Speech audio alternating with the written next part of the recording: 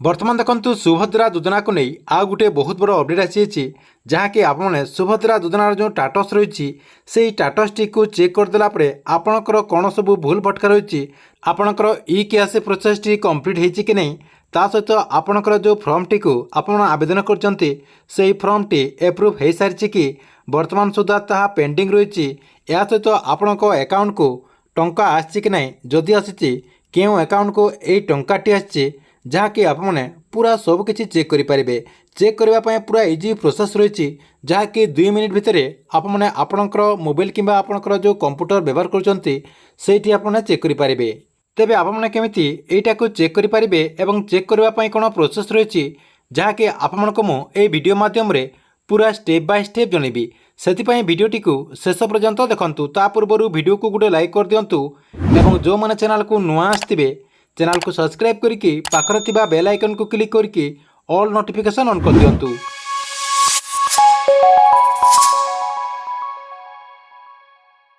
आपण मैंने समस्ते जानते जे सरकार तरफ जो सुभद्रा योजना को कार्यकारी कर सुभद्रा योजनार जो प्रथम किस्तिर टंका दि जाए प्रथम किस्तिर टंका आसीगला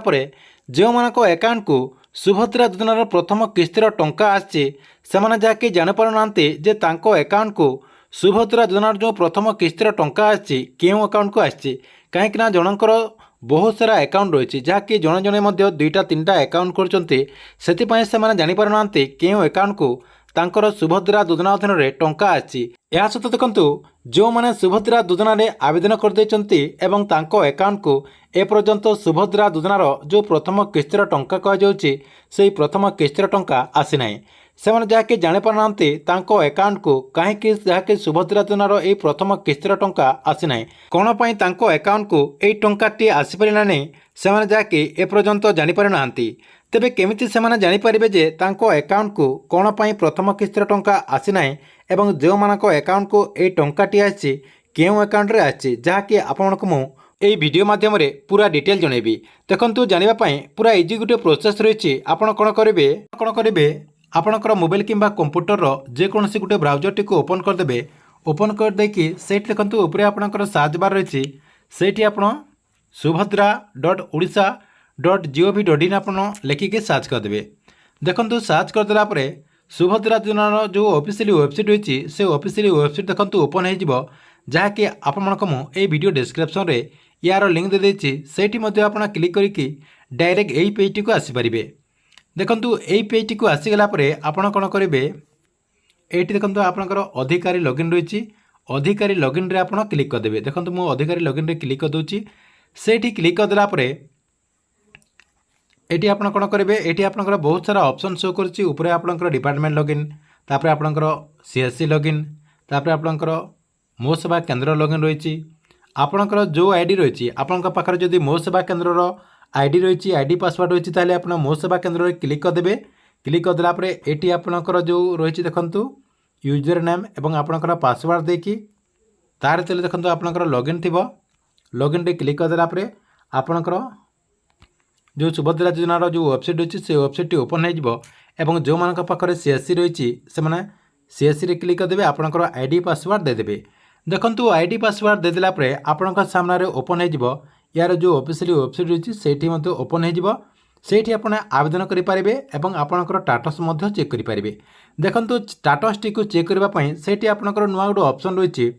देखु आपण सामने एमती गोटे ऑप्शन आसीज जहाँकि फाइंड एप्लिकेशन स्टाटस रही आपण ये कौन करेंगे जो मानकर आवेदन कर जो रिसीव देते से रिसीव रे गोटे एप्लिकेशन नंबर रही से एप्लिकेशन नंबर टी को ये आप देदेवे देखो ये आप गोटे बॉक्स रही से बॉक्स रे एप्लिकेशन नंबर टी को देदेला आपण कौन करेंगे सर्च रे क्लिक करदे सर्च रे क्लिक करदेला आपण सामने आउ गोटे पेज देखु ओपन हो